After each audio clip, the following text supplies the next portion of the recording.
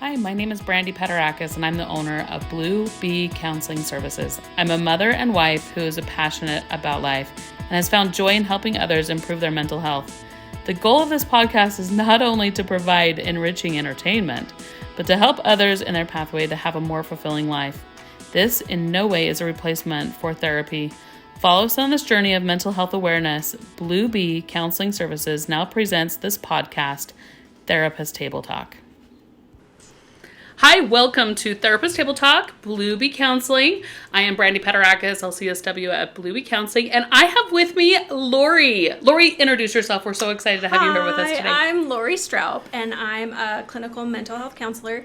I own my own private practice called Halcyon Pax Counseling in Draper, and I work with adults going through trauma, attachment wounds, boundary issues, and ADHD, actually. I love that. Okay, so what is your favorite? Like my favorite. Yeah, right now. Or my favorite color. Oh, I like that. Let's do color first, because that really tells a person, right? I think right now it's like yellow, orange. Ooh. Actually, I'm going to rephrase that. It's like the red rock color of southern Utah. Yeah. She needs to get into the warmth in the sun. Could you hear that? Like, that's exactly yeah. Mine is definitely like a limey green color water bottle. This is funny. Look. Exactly. Look at your water bottle. If you are curious about what your favorite color is, look at your water bottle. Now, here's the funny part about all of this is today we are not talking about favorite colors, nor are we talking about water bottles. Maybe. I don't know. It'll probably come up again. But we are talking about how to pick your people picker. Yeah. Like how to work through your people picker. Yeah. Right? How to change your people picker. I feel like this is like that nursery rhyme. It feels like a tongue twister. Like, what is that? Peter Piper picked a new picker. A new people picker. Peter Piper picked a new picker. And that's what our whole nice little podcast is on today, is how to change your people picker. And so now, Lori, tell me this, like, how does this show up in the lives of people? Like, how, I don't even know. What is the question here? It's probably like, how do you know if you need to change your people picker? Oh, okay. So how we know we need to change our people picker is if we're experiencing a lot of relationship strife, kind of like a repeating pattern. And we keep thinking, oh, I'm never going to do that again.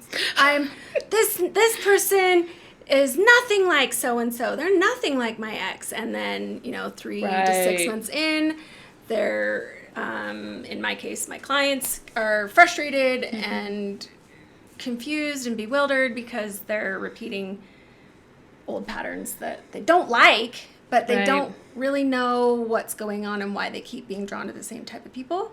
Right. And it's the people picker. It's the people picker problem. Your people picker problem is a problem. And so we need to learn some ways to change your people picker. And this is one of the things that we're so excited to have Lori on our little podcast today to talk about changing your people picker. Because I don't know about you, but you probably came up with this because you're seeing a national problem coming into your office. I see everyone, like everyone in the nation comes to me. Right, to everyone in the nation that comes to Lori. I mean, I know for me, I have a lot of people that come into my office and I struggle with relationships and it takes sacrifice and it's hard and to be able to change that and to know the exact patterns on how to change that, I think is so valuable to know. And most people didn't know that they could change their and people that's picker. Key too, right? That's key too. And so our people picker is something that is subconscious. And to answer your earlier question, I work with mostly adult women, and they're coming to me with either attachment wounds, so early attachment figures, and those attachment experiences left them wounded. And then those same kinds of hurts and wounds and patterns are showing up in their adult relationships now, and they're frustrated. Right.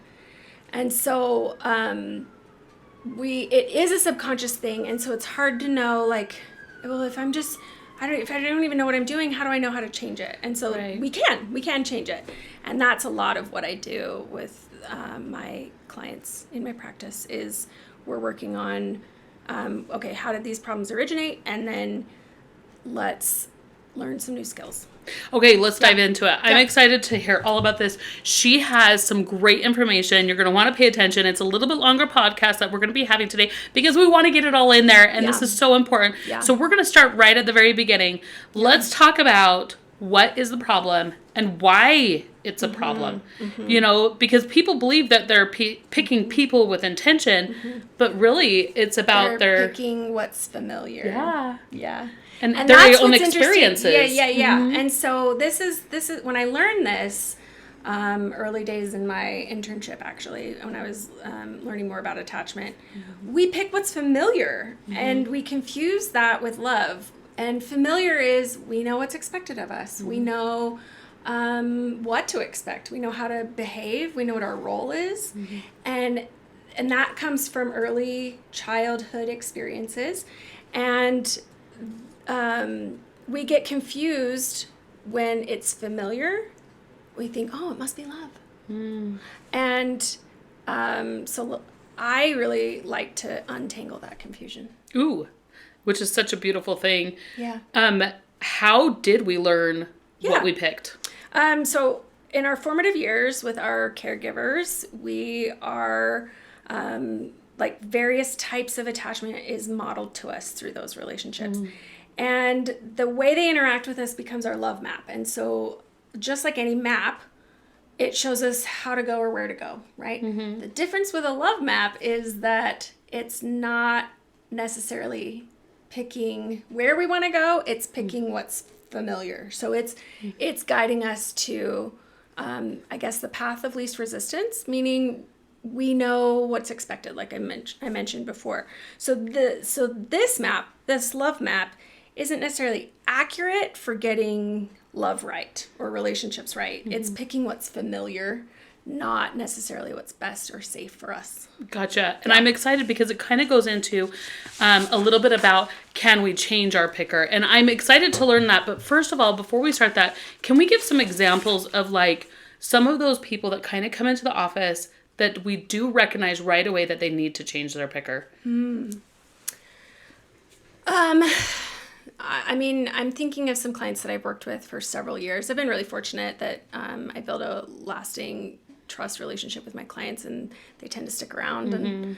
And so it's usually, you know, I'm either hearing about these examples in intake because they want to work on relationships, or it's something throughout my experience with them that I'm seeing repeat patterns. So then I can point it out to them. Right. Let's see. So a common one would be it's like that, relationships, right? Codependent cycle, right? Oh, Some people think codependency is a 4-letter word. I don't. I think it just describes a set of behaviors that we learned in our formative years with our caregivers. Could be, right? So codependency, my own experience. Let me speak from my own experience. So I was in a relationship for 6 years that was the kind of classic. This is before I was a counselor, so I didn't know what was happening. But it was the classic, I was dependent on this person's validation, and I valued attachment more than my values. And so I, over 6 years, ended up giving pretty much all of myself over to this person and kind of bled out in the process. Right. At the end of that, I was pretty much a shell of myself, pretty devastated, pretty lost, pretty just broken. And so what I was able to figure out as I did these own steps that we'll go into for myself is that I was kind of primed for that experience.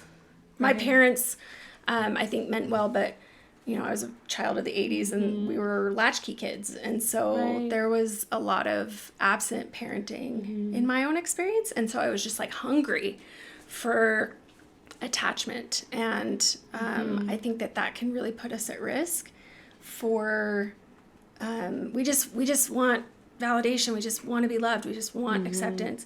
And we'll take it however we can get it. And in my case, it becomes those core belief systems too, which can stifle all sorts of growth and complications with growth. Yes. And so, you know, in my case, it was, I knew it didn't feel good, but I didn't know what to do about it. And it was a slow bleed out over 6 years. And so I think that, I don't know if that answers your question. That does answer my question. I was kind of thinking about it for myself too, is like in my office, what do I see come in the door as far as like people that I recognize may need to like change the people that they're surrounded around and the people that they pick to be better for them. And I think it always comes down to when you're finding yourself not able to function in like a productive manner, like you're finding yourself kind of becoming those people pleasers, or the person that's getting in the way, or you're having a relationship distress and you're not able to like really connect, or there's maybe you're falling for codependency patterns like you talk about, or issues with loving others, or being able to find the ability to like be vulnerable or safe, or maybe feel even at peace and in yourself and in your relationships. Well, and something I left out about the codependency cycle, or that like classic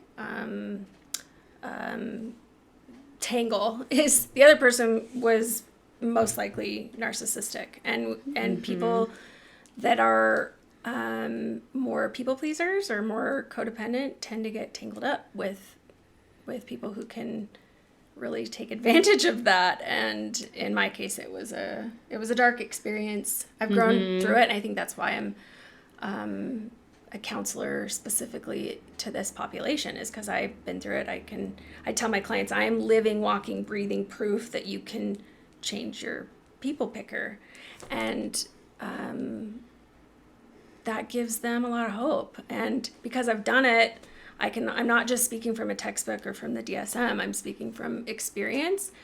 And I think my clients feel that, and it helps them feel safe in our connection. I love that. What a good, and I think that this is that part where you can look back upon yourself and say, who are the people that I'm surrounding myself with? Right. Are they giving me anything of value? Right. And I think sometimes in our relationships, they might not be at that certain time. Right. And it's a spectrum, right? It's like they might be giving us a little. And in this case, with this relationship that I'm referring to, there was enough to keep me there. But it cost me a lot too.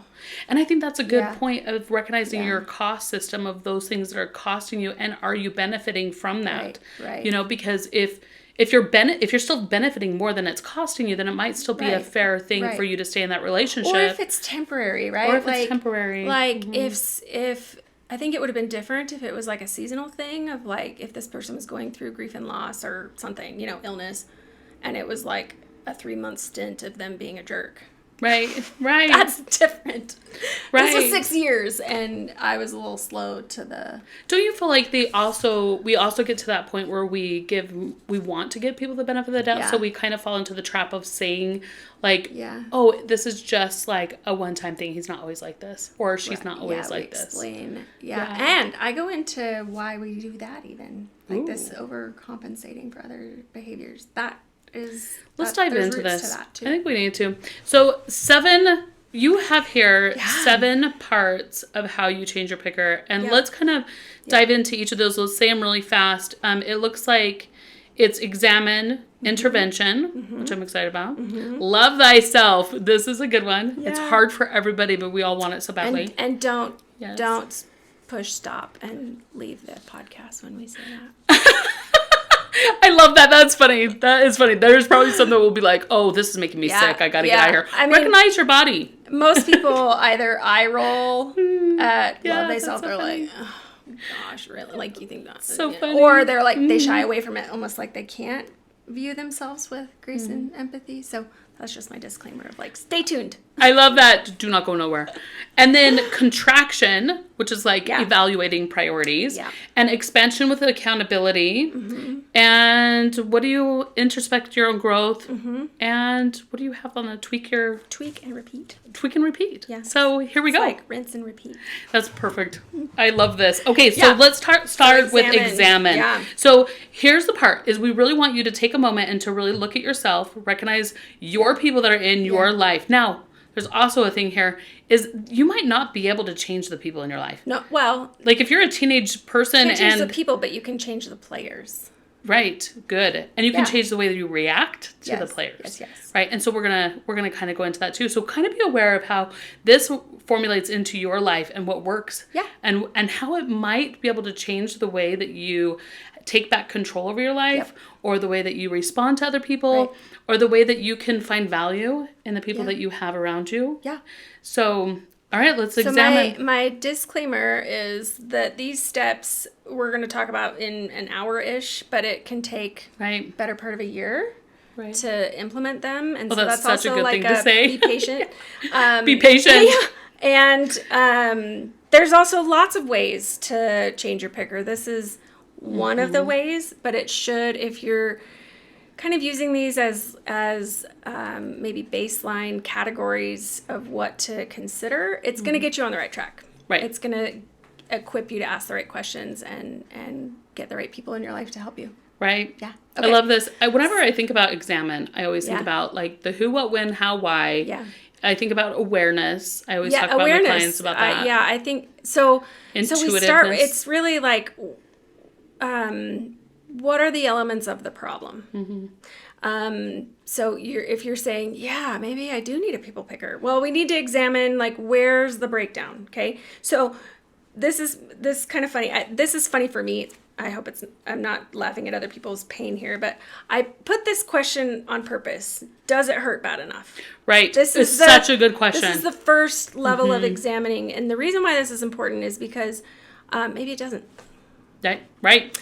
And or maybe your fear is fear to change or fear to like confront this outweighs the hurt. Right. So if it hurts bad enough, people are motivated to change. And there's a phrase, when the student is ready, the teacher appears. Right. And as counselors, we might be saying, this ought to hurt. Right. But really, it has to hurt bad enough for the person to actually want to make the change. And the reason why... That's the motivation, right? Is like, I want to get out of this pain.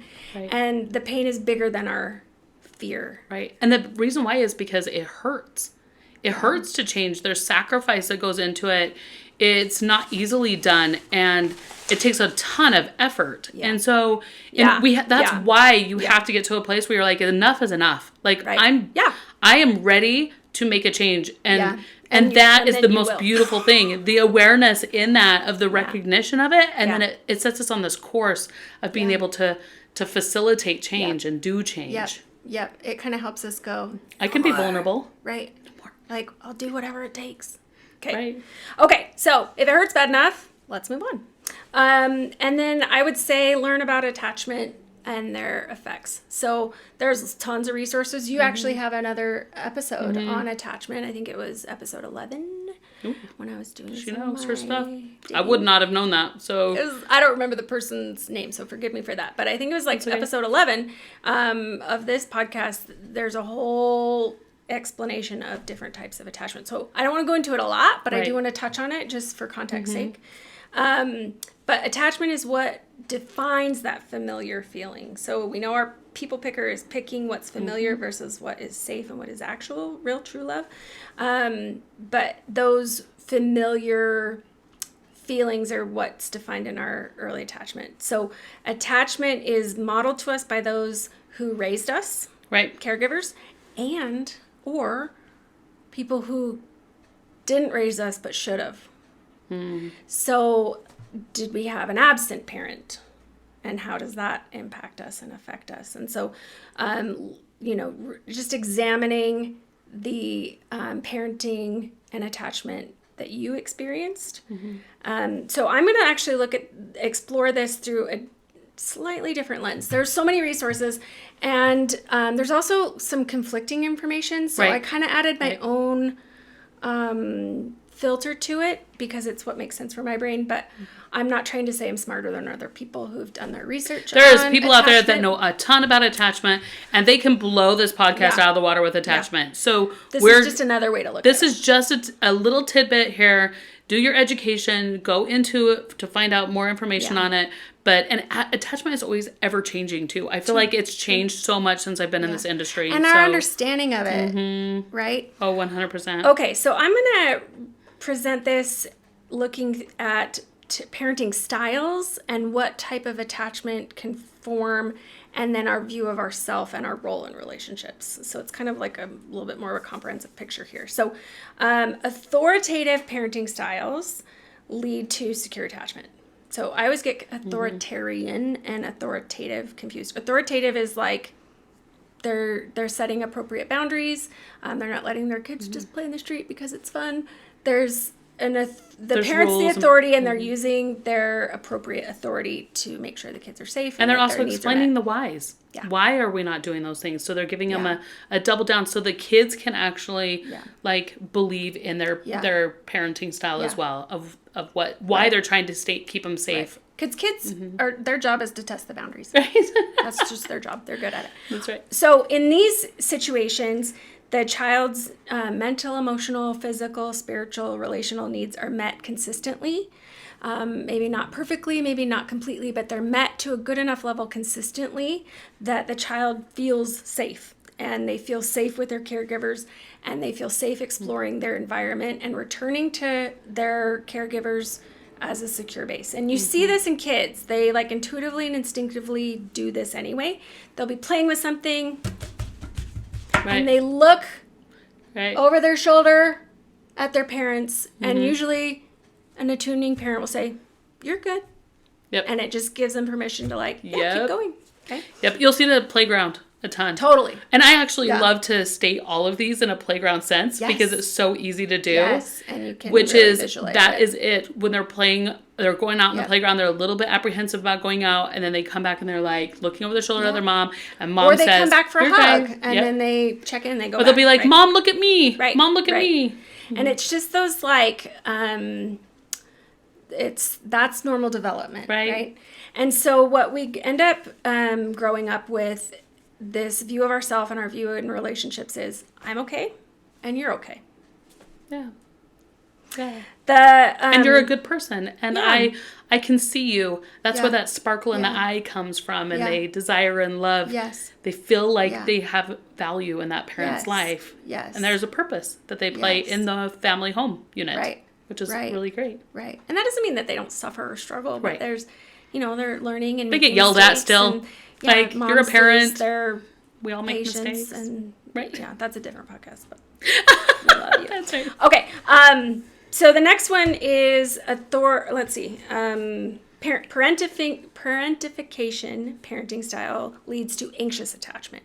So parentification is when the kids' needs either aren't met or they're not met as a priority. So what I mean by that is that the parents' needs come first, and they prioritize their needs over the child, and or at the expense of the child. And so then the child often feels like it's their job to take care of the parent. This is usually where people pleasing is born. It's their job to take care of the parent, and the kids lean into this because it's in hope of, well, if I take care of their needs, then maybe they can take care of my needs, right? So it is a survival strategy. But typically what ends up happening is that the child develops a belief that their needs are too much, or that they're too much, and not enough at the same time. Yes. It also creates the complication of them not feeling safe. Right. And so this is the child at the playground that sits next to the mom the entire time. They have eyes and they want to go and play so badly, but they sit right there. But they are worried about mom. Right. And that's not appropriate for a kid. So they can have these negative beliefs of, I'm bad, or it's my fault if someone's upset. Yes. Or if something happens in the world, I'm to blame. It's my job to make them happy. And so the way that they may view themselves in the relationship is, I'm not okay, but you're okay. Or, I'm not okay unless you're okay. Yeah. But you have to come first.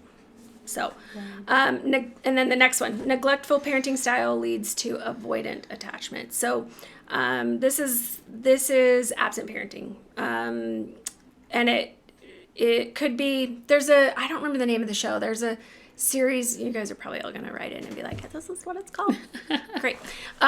There was a show that really presented this really well. It was like, I think in the 60s or 70s is the scene.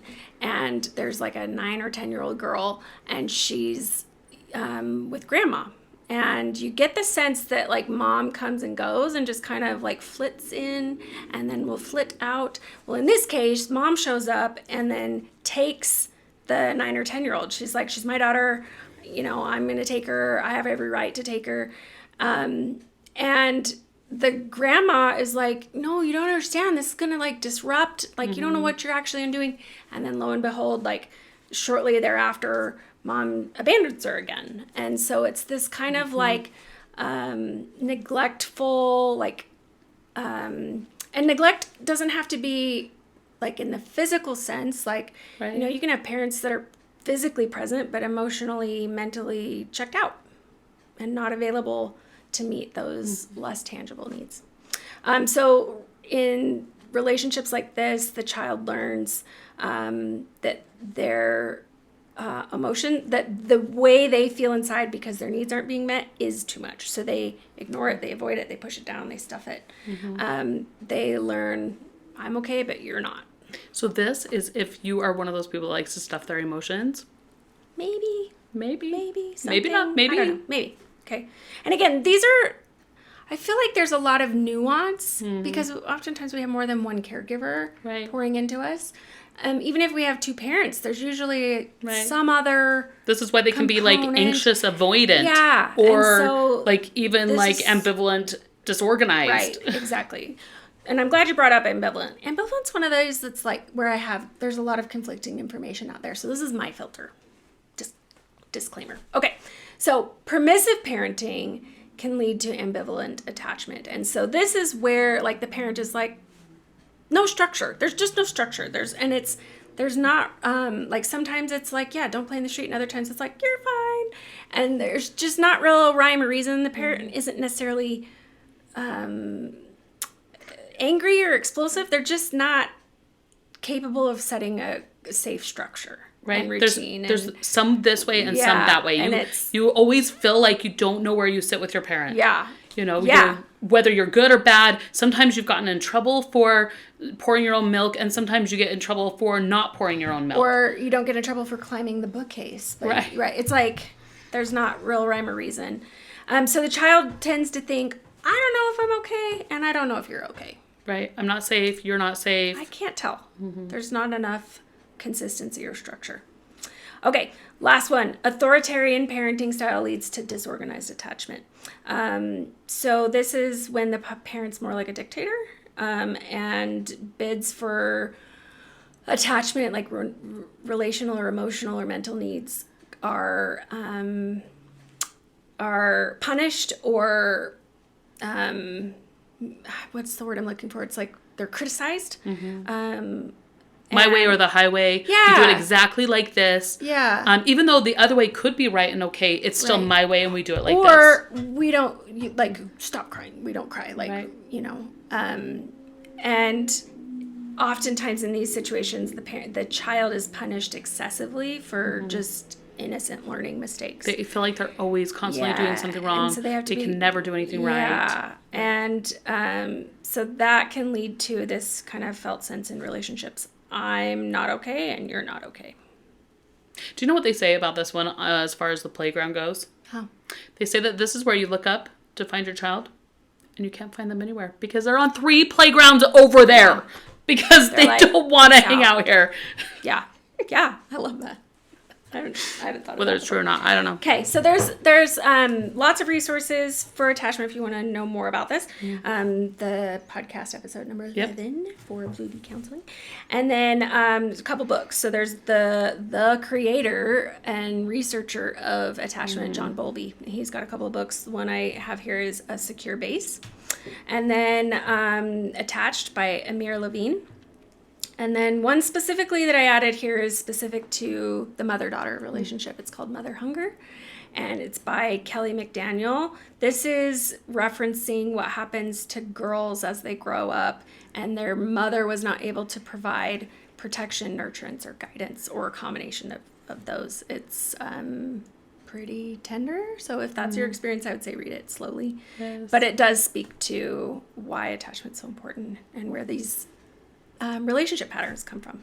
So we've recognized, does it hurt bad enough? We have to have that awareness inside us. We also have to recognize the attachment. Yeah. Where is our attachment and parenting styles that we have? And are we making and building this in our children? Right. And we've kind of gave you a couple of educational resources, which is awesome. Get into a therapist that can help too. That's intervention.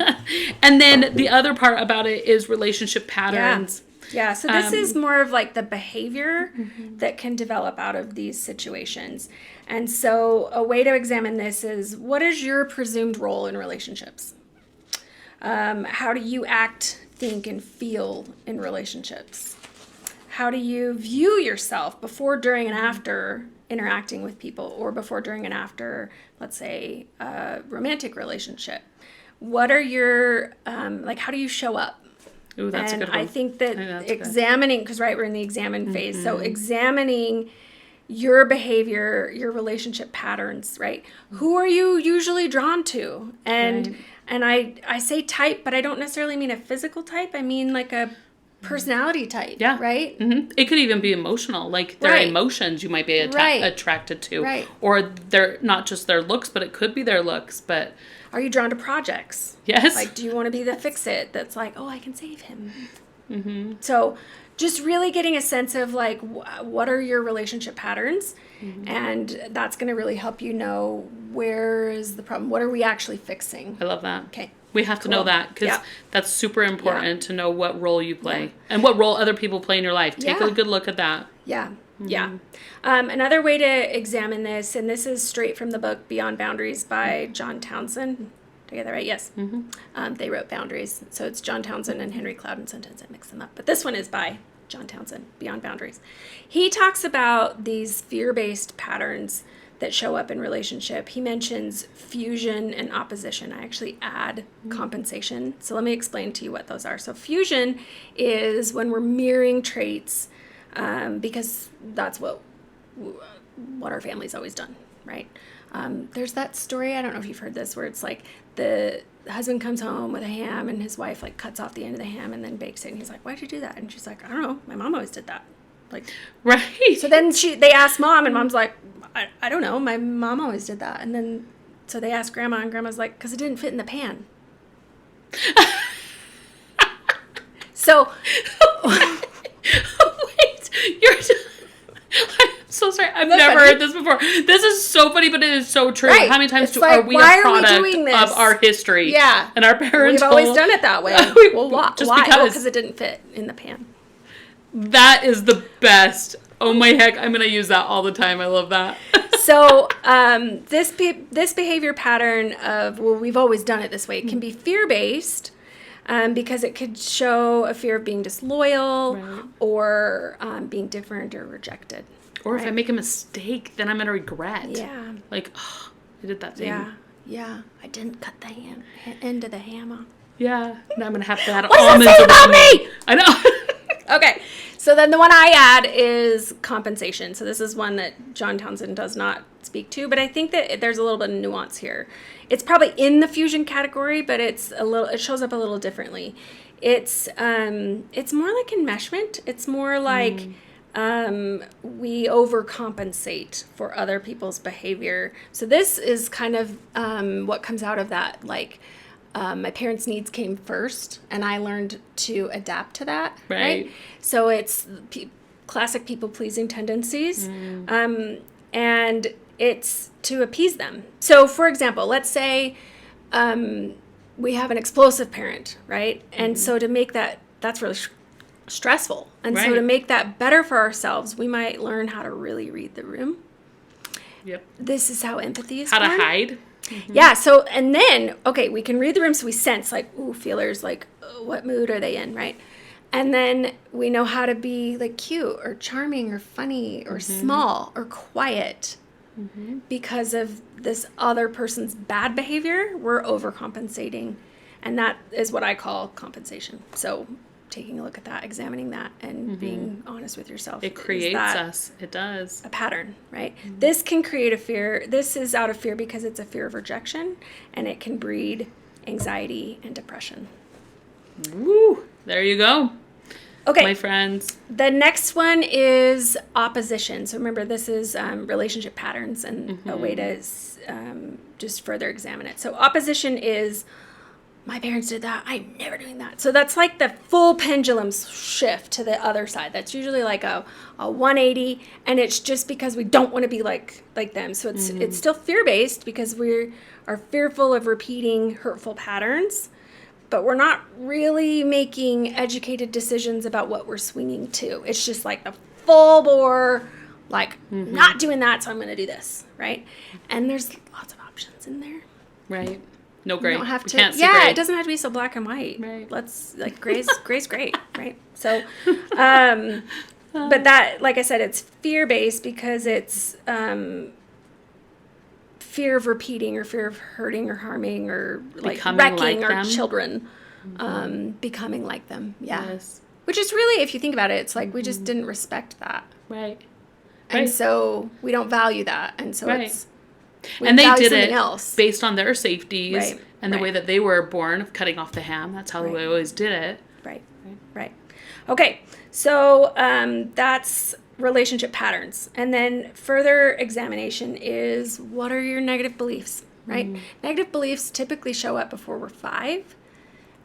I don't know about you, but like I wasn't capable of making a educated decision at 5 that would govern the rest of my life. And so really tuning into, even if it's painful, but tuning into what is that inner voice saying Right. about myself, right?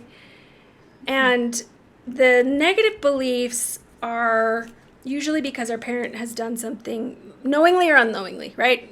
To hurt us.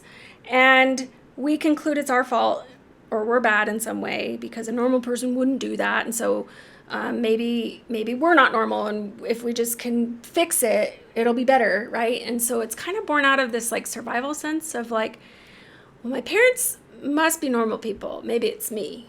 And but our negative beliefs really are the lens through which we look at ourselves. It's how we view our memories. It's how we view our role in relationships and how we learn. And is the world safe for us? Does it have opportunity? And so the negative belief is really it's like the decision tree of everything. It really governs like our self-confidence, our emotions, our thoughts, our behaviors. Right. And I want to be really clear that like negative beliefs are, it's like putting on glasses that are broken, and you're looking through like a broken lens, but what you're looking at isn't broken, but it looks broken. And so let's have a healed lens, Right. right? But we got to know what our negative beliefs are, because that's really what's governing a lot of our behavior. Yep.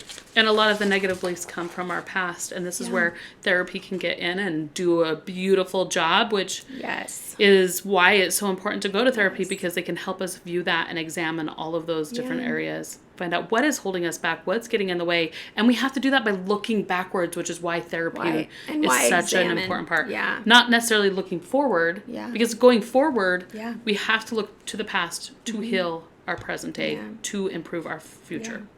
And you're offering a good segue, because the next step in our growth stage is intervention. This is my favorite part, by the way. So I'm all in love with intervention. Well, chime in, because I am only one person, and there's lots of ways to intervene. There is lots of ways, and I kind of feel like with intervention as well, it's one of those ones that there's so many ways to intervene and to work on this. I like to tell my clients, like I have 100,000 different really creative and not creative ways of going about this. What way is going to work for you? Let's walk through the door first. If walking through the door does not work, meaning what I normally usually do, that usually works for my clients, let's try that first. Let's walk through the door. Let's make this easy for us. And if it doesn't, then okay, fine. I'll parachute through the window. I'll dig a hole up through the ground. Exactly. We will bring on a moving bus and move that. Yeah. Yes, we have so many different ways. So just because one way doesn't work, sometimes I get the clients that come in, they'll be like, it's just not my style of therapy. I'm like, why didn't you tell me? I have serious. Let me show you my repertoire of books that I can use and the things I can do. If you have a therapist, and you aren't happy with how it's going, give them feedback. Yes, it's so Practice helpful. on your therapist to learn how to speak up for yourself. Right. And I'm just like, this is how it normally happens. I didn't know you weren't a visual learner. Right. Okay, well, since you're not a visual learner, let's go into other things. Right. And so this is the part where I think I want to give like a little bit of a warning here, that there is so much here that this is a part where you're going to have to go and do your own education. Yeah. There are things that are called modalities. Right. And modalities for therapists are great. We have like CBT and tools. DBT and all these different experiential therapy and play therapy. Yeah. Right. What's your favorite style of? My favorite is IFS, internal family systems. I love internal family systems. I'll talk about because I love it so much. And just so you know, we're not going to go into what each one of these are. You can do your own type of look into that and just look up like Chat GPT it and be like, what are therapeutic interventions and modalities, and they will give you a whole list of them. Right. The ones that we kind of like to use the most is IFS. Yeah. Solution focused is a good one. CBT, DBT is really used on like a lot of mood disorders and things that are really hard to deal with. It's a skills based. I love it when I was taking training on DBT and somebody finally, like, I don't know, 20 hours in was like, well, this is just skills based training, and I was like, oh. Right. Made it way more simple. It's just communication and emotion regulation and coping strategy. Skills-based training is DBT. So. Right. And so all of these things are such beautiful things. And this is where those are a really important part of intervention, of finding those. Yeah. But I think the key here, we're kind of, we're not saying a real important thing, is intervene with a safe person. So I'm speaking specifically to therapy here because it's my field and my industry, and we're believers. Right, we are. But so maybe just a few thoughts on how to pick a therapist. That's a great idea. You gotta like the person. You gotta trust them. You gotta feel safe. You gotta feel like they get you, even if they don't always get it right. They at least like get you. They understand. They're validating. Because here's the thing, this is really the magic key to counseling is if you don't trust your therapist, doesn't matter what skills they have, it's likely not going to work. And especially if you are struggling with trust, then it's maybe the fact that you're willing to lean in. Be willing to lean in instead of leaning out, right? Like if you can lean in and try and have that whole and first then give thing. feedback of like, this isn't, I didn't like it when you said, I thank my clients when they tell me that. When they're like, I was really pissed at you because you didn't blah, blah, blah, blah. And I'm like, thank you. Right. I can't change it if I don't know it. Yeah. If I don't know how to fix it. But at the same time, I'm also going to push you because it might be hard to not talk about that thing. But sometimes we have to talk about that thing in order to open up that thing to be able to heal that thing. Well, and this is also a really, I keep wanting to say magical. It's not quite the like vibe that I'm going for, but it's this like special and incredible part of a healing journey is usually those wounds are there because nobody held space for us when the thing happened. Right. And so to have somebody sit in it with you and hold space and say, I hear you, I see you, that makes sense. Empathetic perspective. That in and of itself is a lot of the healing. And then you know, working with someone who's objective, right? I have a client that says, he's like, well, you don't have a horse in the game, so I can, you know, it's great to just talk to you about these things because it doesn't affect you. And I'm like, that's the benefit, right? I can be objective. It's not directly impacting me. I can have emotions about it because I care about my client, but it's not my life. I'm going to go back and do my own, right? So I have my own things I'm working on. But I can hold space and I can... and then I can use skills, you know, but I think those are the two main things about working with a therapist is you got to like them. Right. And they can hold space for you objectively. Right. So that's our plug. I think that's our big therapy. plug. Yeah. Yeah. Big plug. And then lots of therapy. interventions. There's EMDR. And can we also put a caveat out there for other things? Like there is coaching. Yes, coaching absolutely. is more Absolutely. for like for setting goals and working on things for the future. You can't really, and accountability. It's not really diving into the past and finding out what's getting in your way, right? Right. Or the things that kind of made you who you are, and uncovering and working on trauma and realizing things. And there's also lots of books. I mean, so many books, right?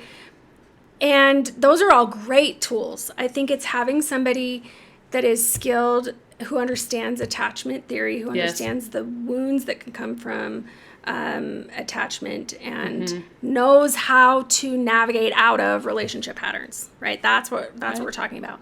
And if you're getting that from a book, awesome. Right. If you feel like you need more support through that, that's just another way to go. There's energy group healing, therapy, right? Group therapy. There's all kinds lunch of therapy with your friends. Whatever it is that you need, do that thing that you need. I'm not going to say it's going to be the most beneficial for you, but if it's what you're willing to lean in on, lean in. But start where you're at, right? But also I feel like, working with a therapist is like working with any other skilled technician, like some people do, but I don't change my own oil or... Right. Like, I take my car to a car mechanic. If I have heart disease, I'm going to go to a heart doctor. Right. Therapists are relationship, emotion technicians. And so that's working with a professional could really be like an additional key to your, like a tool in your tool belt. Which I think one of the other tools that you have down on here, which I think is so great, is learning skills. And I love how you talk about self-care. I think self-care is so important that we don't do it enough. Well, and it's become a buzzword. People are like, is that bubble baths? Right.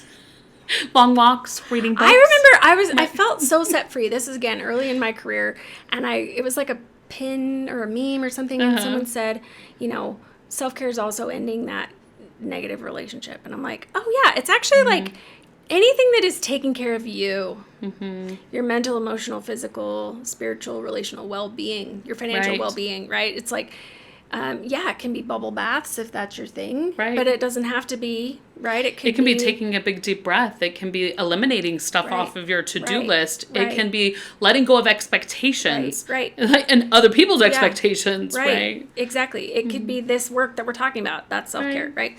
And it's something that I also tell my clients, like, self-care is something that we have to keep tweaking. We have to keep tuning it, because our life and our needs change. Right. I mean, I don't, do you have kids? I don't know if you have kids. Okay, so when I was a new mom, my needs looked way different than they do now. Oh, yeah. Right? So. And I thought I was going to be there forever. Like, I was never going to be able to pee on a toilet without two kids on my lap at the same time. Right.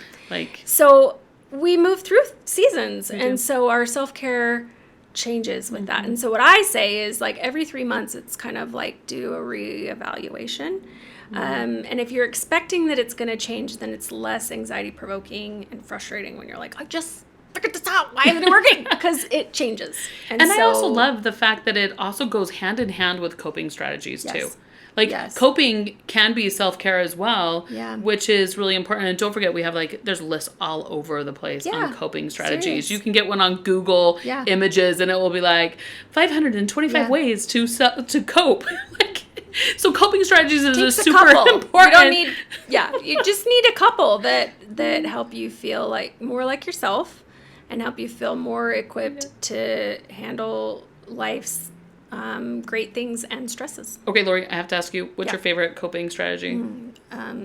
Golly, put me on the spot here. I know. You're welcome. One of them is, I'm really protective of my spiritual time in the morning. So I have prayer time that I really, really protect in the morning. That's essential for me. And then we're campers, so we get out into creation and nature. And then I'm just like giddy over all the rocks. That is so funny. Went geode hunting this last weekend. We're going to talk about that. I fun. Love that. Yeah, we dig up trilobites and topaz and like look at red rocks. And I love that. That is so fun. But mine is a little bit simpler. When I'm feeling a little bit overwhelmed and I'm recognizing my body and my symptoms that are kind of coming up inside my body, it's just a really quick, like, deep breath. Yeah. Like, just if I can breathe in right? for 3. You can take self-care Right? You want and them do to it be with portable. me. Like, I've done this before, but this is so important. Like, take a big deep breath through your nose and watch your arms and hold it for 3 seconds. Like, and hold it for 3 seconds. Breathe out. Make your extensual breath a lot longer than your breath in. And then hold it for 3 seconds. Ooh, it hurts a little. And then breathe in again. Hold it for 3 seconds. And then let it go out. And let it be just a little longer. Do you feel your arms tingling? Like, it replaces all the oxygen cells in your body at all the same time. I've done this before on this podcast. And if you do it 3 times, it lowers. It lowers your... It lowers anxiety. Yeah. It makes you feel just a little bit better. It gives you a little bit of dopamine. I don't know. I kind of get giddy when I do it. If I don't, then sometimes I'll add in like 10 like positive thoughts at one time. Yeah. And you know what's really interesting is why in the world, Lori, does mine always include fuzzy bunny rabbits and unicorns? I'm just telling you, you name out 10 positive things, the best, like, friendliest, funnest things that you can think of. It can't help but to make you feel better. And for sure. Fuzzy bunny rabbits and unicorns, always in my top 10. I love that. And I laugh. I'm like, my inner 5, like my 5-year-old self has a part that she plays even in my 10, my top 10 little. And I love that you brought up parts because that's an important part of this. We get into that a little bit later, but like excited about that. Like our inner child is so important. Let's dive into boundaries. Oh, I'm excited about boundaries. This is one of my favorite topics. So I could go on and on and on and on about boundaries. I won't, but there's lots of books out there, and I love John Townsend and Henry Cloud. They pretty much I love that one too. Developed their career on boundaries. There's boundaries in marriage, boundaries in dating, boundaries. Right. Kids, teens, and then beyond boundaries. Can we just say leadership? The boundaries is one of those things that we have because we love the other person and want to have a relationship with them. Ooh, I love that. If we don't have boundaries with that person, then we just feel resentful and angry. We complicate our relationships around us. Yeah, and here's the other thing. No one's going to guard your boundaries better than you. Right. So if you're not great at it, 100%. They're not going to be. My mother's like, no, you can't park that RV here. And I'm like, why? Yeah. Why? Don't park your RV there. Mm-hmm. So boundaries are helpful to keep, the simple filter here is they keep the bad out and they keep the good in. Right. Right? And we want to have, like, if you think of it like a door or a window, right, where we can open and close them, right? It doesn't have to be that we're locked in a cell. Right. But we want to be able to say, you can't come in if you're going to treat me like that. Mm-hmm. And the key to, what I say is, the key to my door looks like, and then I describe the behavior that I need. Right. And if you don't have that key, sorry. Right. That's the key to my door. If you have the key, then the door's open to you. Right. So boundaries are where we begin and end, right? It's where the other person begins and ends. And it helps us define the space between, right? And so boundaries, here's a pro tip on boundaries. If you feel like you're struggling setting boundaries because the people are prickly, practice on safe people. Practice on people that like your no just as much as they like your yes. And most safe people, when they hear your boundary, they're like, okay. Right. I always say, let's text the boundary, because sometimes setting a boundary to a prickly person in person or verbally can be really hard. Yeah. But setting it over an email or over a text message can be a lot easier.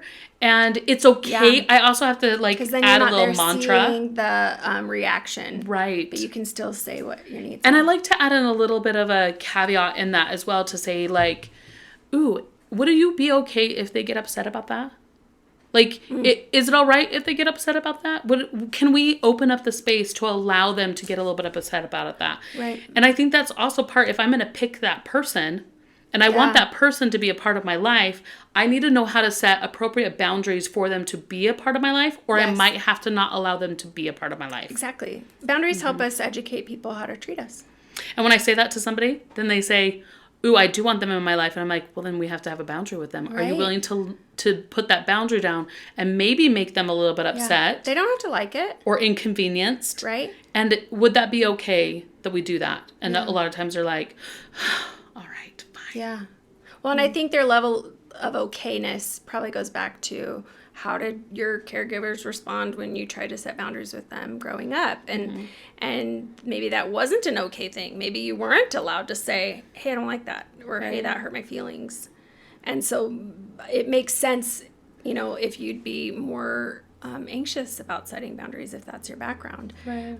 But they're still important. And I think, jumping ahead just a little bit, is, when we know that we matter, we're way more willing to set boundaries and less willing to take other people's bad behavior. Let's talk a little bit about changing our picker, and maybe we can summarize a few of these up to shorten down time a little bit, because we have a lot of information, and we are giving you all for free here today. You're welcome. But we're going to just kind of pull it in just a little bit more and just kind of dive into some topics. Yeah. Because when we're talking about picking our people in our world around us, we need to talk about self-compassion and loving thyself. Yeah. And that one is a really important. And this is the one where I said, don't roll your eyes. Right? Will you explain to us, I think one of these, I want to kind of just go over them. Comparison is a thief of joy. Yes. Comparing yourself to others can deprive you of having a relationship with people. Why are you comparing yourself to others like they're the measuring stick for your identity? Right. You're different than every single person on the planet, and that's okay. And that's good. And we should be. And so comparing yourself, and we live in this age of social media where it's all just in our face of how beautiful someone's pantry is and how much we must suck. Maybe get off social media. Because our pantry is like dusty. Mm-hmm. And so do whatever you need to do to minimize comparing. If you're susceptible to that, maybe it is get off of social media for a season. Right. But yes. Can we also talk about critical feedback? Like that control of needing to be right all the time, or to feel like serious. Allow ourselves to have critical feedback. It's actually a beautiful thing to make mistakes. And maybe I don't know that. It's okay that you don't know everything and that you make mistakes. We're human. We're supposed to.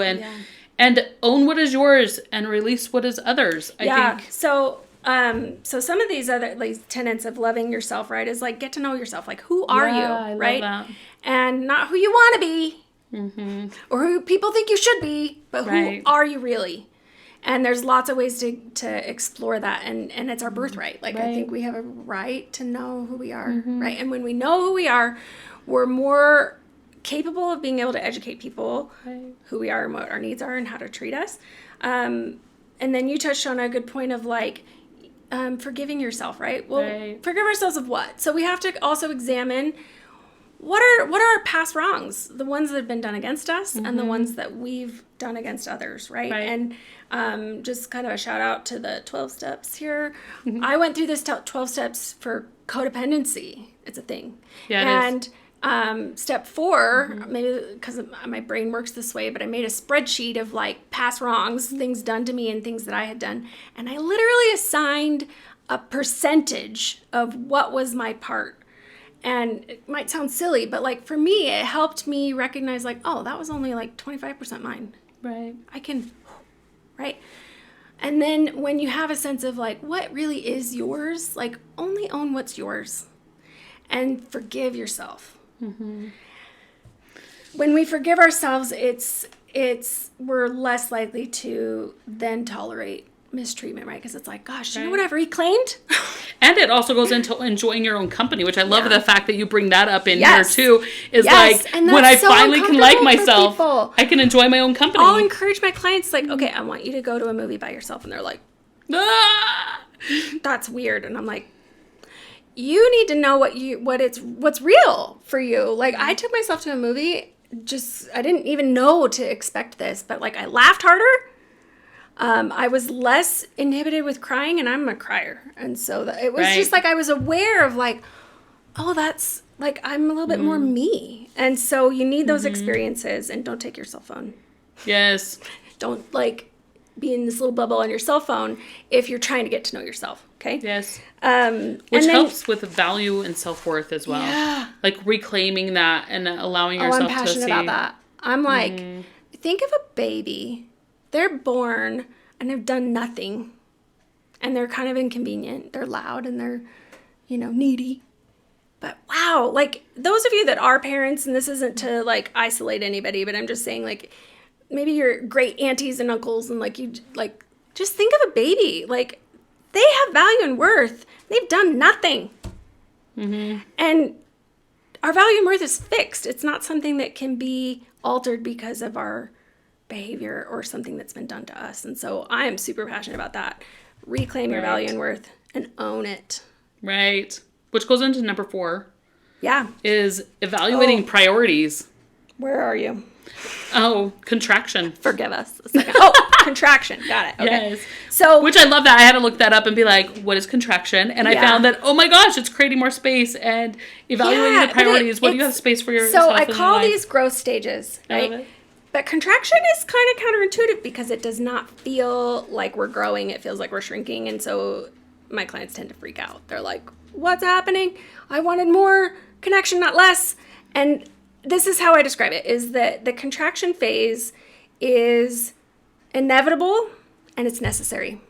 So necessary is the people that are harmful, get them out, right? Harmful is different than hurtful. Hurtful is we're in a relationship, we make mistakes, we step on each other's toes. Right. I like to call it red light, yellow light, green light. You have green light friends, they're safe, you can share things with. Yellow light, we don't know where to put them. Hey, that sucked. Don't do that. And they're like, okay. And red light is the people that are harmful and hurtful that we need to eliminate out of our life. Yeah. And maybe not even maybe they might not be intentionally. There's no remorse, or they make you feel like it's your fault. Like that's or they don't harmful. have boundaries, or they don't know how to set limitations on themselves, or they go against your morals and standards. Right. So that's a necessary contraction, right? If you're trying to change your people picker and get out of past patterns, then harmful people don't have access to you, especially in this space, okay? And then the inevitable, it's more organic. It's a little bit more subtle, where we're doing our thing, we're growing, we're learning so much about ourselves, we're practicing boundaries and using skills, and like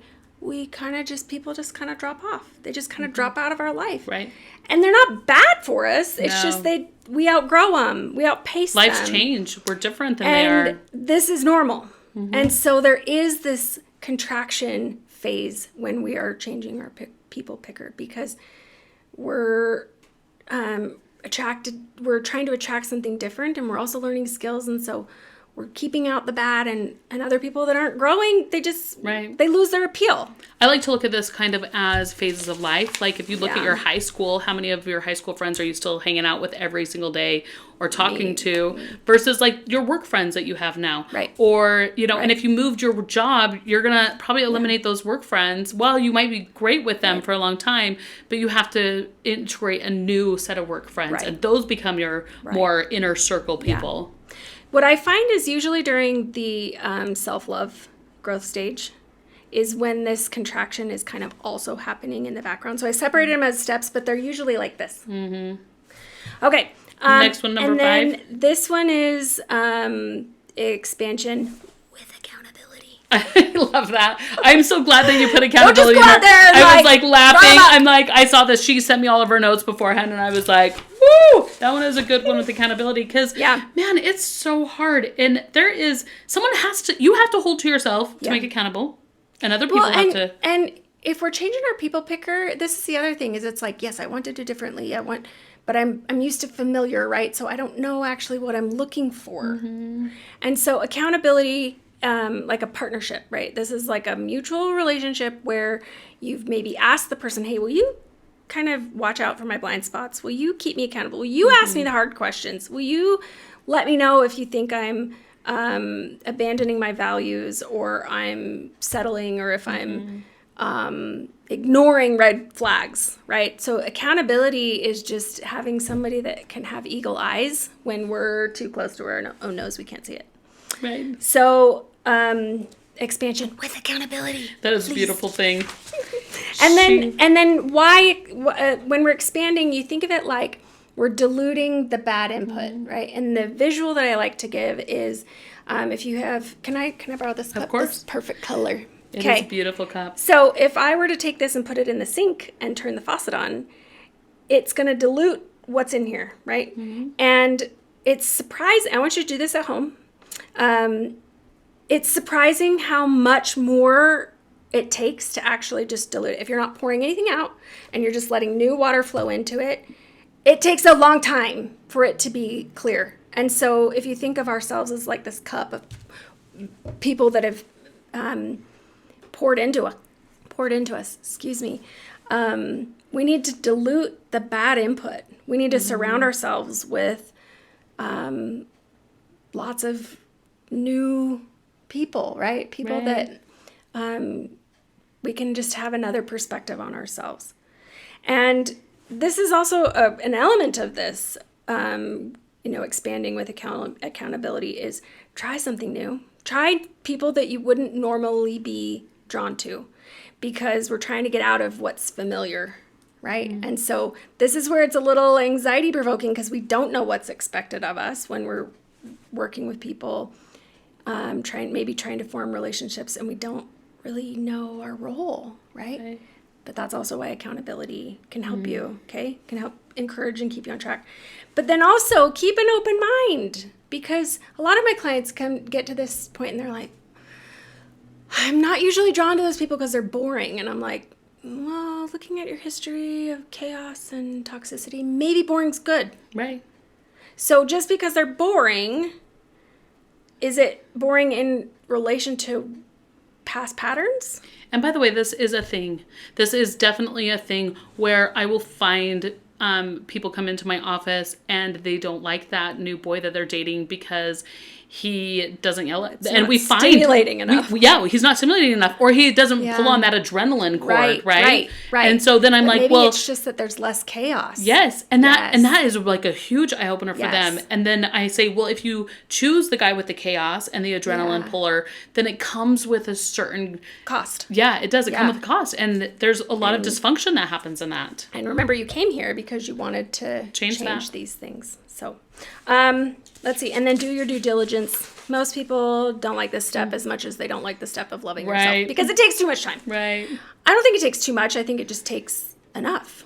Right. Yeah. Let's not run faster than you can keep up. Exactly. And I'm not from here. And so I have an interesting perspective not being from this area. And I'm trying to tread real lightly here.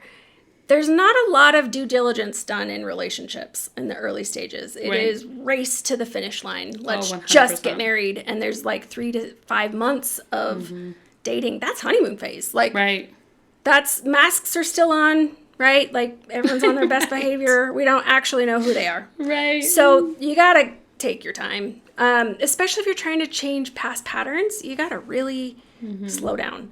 And so this is something that's that I love this concept. Date someone in all seasons. Right. And I mean that literally as well as metaphorically. So literally, like, what are they like in winter? Do they have seasonal effect? Not that that's a red flag or anything. I'm just saying you want to know, right? And when she says seasonal effect, we're talking about seasonal effect of depression. Depression, right. And is that seasonal? Right. Or are they, like, do they disappear to the football games? Right. Do you ever watch that show? There's a show out there where she is like, this is the best man in the whole entire world until it came to Christmas. And he's like, Santa! And then he became so infringed with Santa and he was so excited to see Santa. And she was like, this is why I date in all seasons. Yes. Like, I had no idea that the whole entire year he's the perfect man until like Santa comes to town and he is like going to everything and he believes in Santa, which is Santa's a real thing. And she's not dating the elf.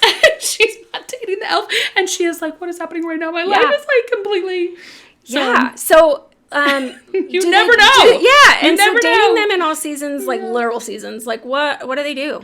You know, do they disappear and go mountain biking in the summer and you never see them? You'd want to know that. Do they hunt and they're gone exactly for 2 months? I actually have friends that do that, and that works for them. But like, I would want to know. Yeah, and you need to make sure that your birthday is not during those months and your anniversary is not during hunting months, because it will be a bad thing.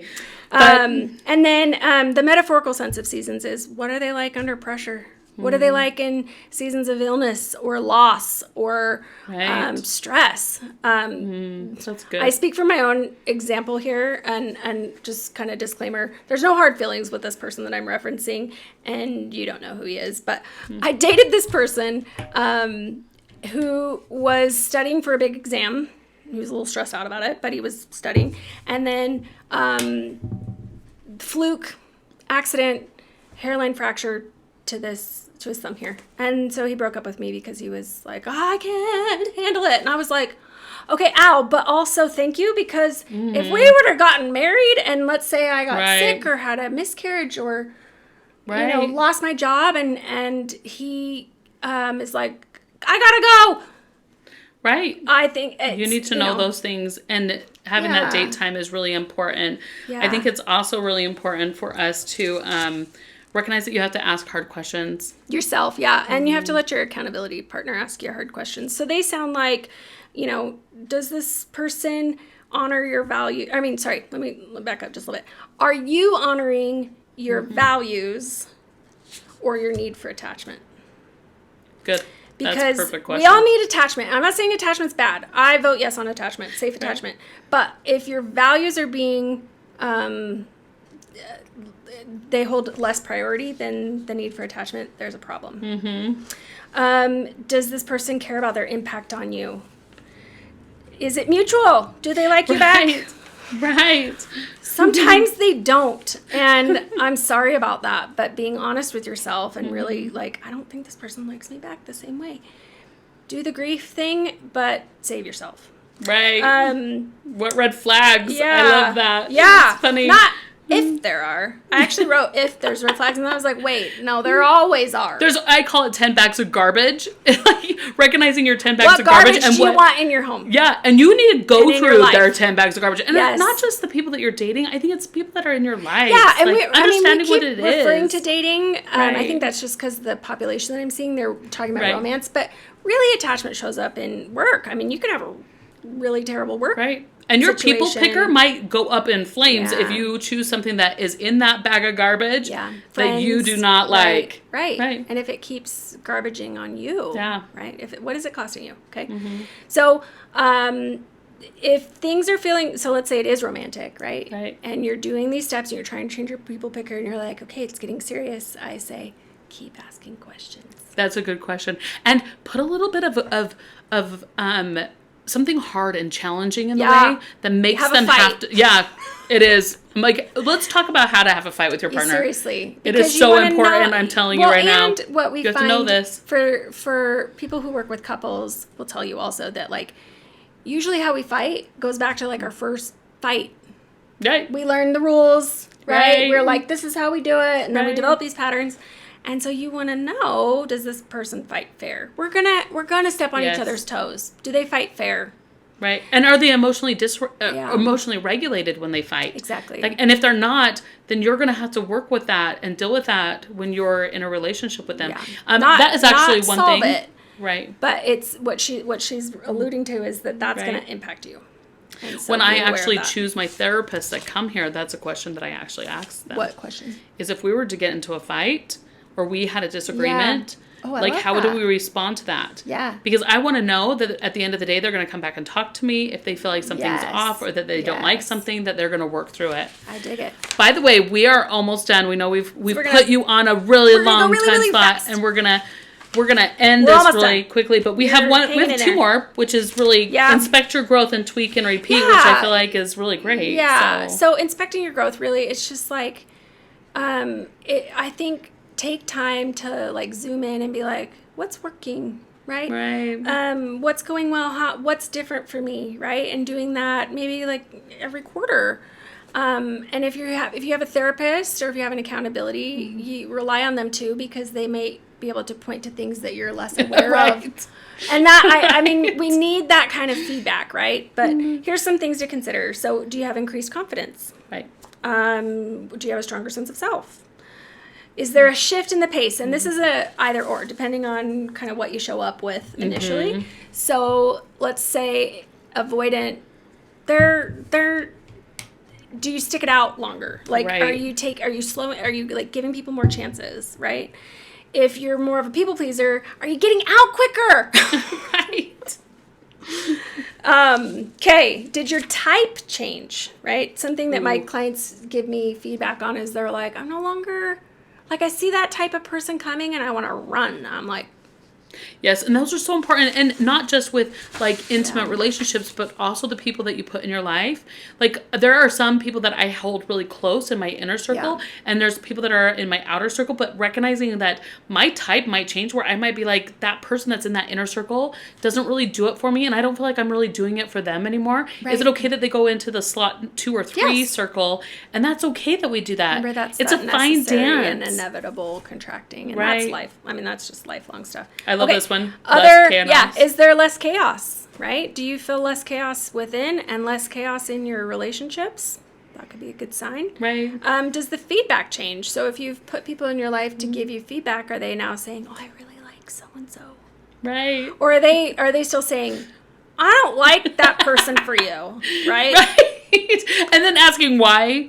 Yeah. The questions. Like, why? What are you noticing? What are you seeing? Whether it's positive or negative. But is the feedback overall changing? Like, are they more quick to say, oh, that felt better. Right. When I was watching you do that felt better. I'm really proud, right? So is the feedback changing? There's probably other ways to look at your growth, but those are just some ideas. But that's the 6th step of how to change your people picker, is just pay attention to what you're putting in place and look for evidence of growth. And this is my favorite one. The last one, it's the shortest. I love it. Tweak, repeat. So, if it's not working for you, change it. Do something different. Tweak it. Yes. You don't have to keep it the same. It doesn't have to be what you normally would expect. And so with any new skill, you're not going to just like show up the next day and be like, I know how to do all of this. Right. It takes some fine tuning. And so that's the tweak, right? Of like, go back, and then the repeat is like revisit steps, right? If you're like, I need to really, like, I thought I had worked through some negative beliefs, but I'm seeing some more come up. Work through them. Yep. Right? Or I am relapsing. I'm being drawn to like these same pattern, and like it's okay to not get it right the first time. You're not likely to, right? This is why it takes at least a year to even like all 4 seasons. People. Yeah, even for yourself. So the tweak, repeat. So can I add a number 8? Rinse, repeat. I'd love to hear a number 8. Okay, I'm going to add a number 8 only because I tell my clients this all the time. So my clients will be like, wait, Brandie will always say this at the very end, which is the fact that once you do this, and you really can't secure it all until you educate others on how to do it. Ding, ding, ding, ding, ding. Which is how I ended up in this chair, is I did it. We have to educate And then others. I was like, oh, let me help those coming behind me. I learned a thing or two, right? You'd be a great accountability partner for someone who's trying to figure these things out, right? And so I love that you added that. Because I feel like that really secures it. Once you teach someone how to do it, then it makes you like recognize it more. Yeah, you've integrated it at that point. Yeah. So education is like, really important. It's like doctors, right? They're like, watch one, do one, teach one. Right? Ooh, I love that. I think more than one, but you know what I mean. So, hey, can we give each other a high five? We did it. Guess what? The reason why we thought we were going to have to do this through 2 podcasts, and we did it through 1, and she has to go see another client, so we are going to end this right now because I want to say goodbye to her before she has to like run out the door. Thank you so much. Maybe parachute this was way fun. into the car, and like I wish we had those Amazon things that are like, and insert over to Draper where you're like, she has to drive clear to Draper in. So anyway, but thank you for joining us. I just want to add a couple little things really fast. Number 1 is that it is so important who we pick in our lives around us. And we don't have to pick people in our lives. There are some people that we can't choose. Right. So why are we choosing the people that don't really do something that is of benefit and that really helps us thrive in life? Be intentional. Let's be intentional. Yes. And let's find those people and let's integrate them in. And don't be worried about allowing us to move and contract and to grow and mold. And I like to say it's like a dance. Yes. Do the dance with them. People come in and out of your life all the time, and it's okay that they do that. And that could also be a grace point, right? Of like, there's an added, I don't know where it comes from, but it's like people are in your life for a season, a reason, or a lifetime. And that is true. And so as people leave, there's grief and loss, but learn from those experiences. And if it's seasonal, you got to let them go. Or if it's that you're in a different season, then maybe you need to step away. And so live organically, right? That's an organic, natural inevitable part of life. And so if you lean into it, there's less anxiety and distress about And we it. can help you. We are therapists. We understand how to do this. Contact us here at Blue Bee Counseling. We'll put the email here for Lori that you can get a hold of her if you want to visit with her and see her. It'd be a privilege. We also are starting a brand new therapist table talk. It's exciting. I'm excited it's coming. We are working on it so hard. Maybe you can come back and join us. I would love It's called New Bee Therapy, of course. I see what you did there. Yeah. Newbie. I know. Newbies. It's a little creative work. I love newbie counselors. I have such a heart for them. Right. It's like, I see them come out of their training and they're like, Right, their eyes are like this "Let big me and they're like, what do we help do? Let me help you. So I Yes. love that you're doing this podcast. I'm for them. so excited about it. It's It was awesome. Logan's idea. I can't take it all for myself, but Yay, I Logan. am super excited. In fact, she'll be like, no, it was yours, Mom. I don't know what you're talking about. But this is one of those things where I'm really excited. It's not just for newbie counselors, although we phrase it that way, because we know what it's like being a newbie. But it's also for us old bees that need to like... These queen bees. The queen bees.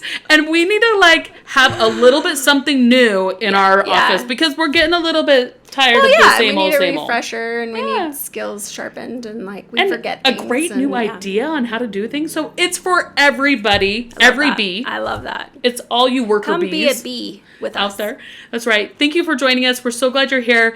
And hopefully you'll come back and see us I'd love again. to. That'd be great. Visit with Lori. And thanks for joining us.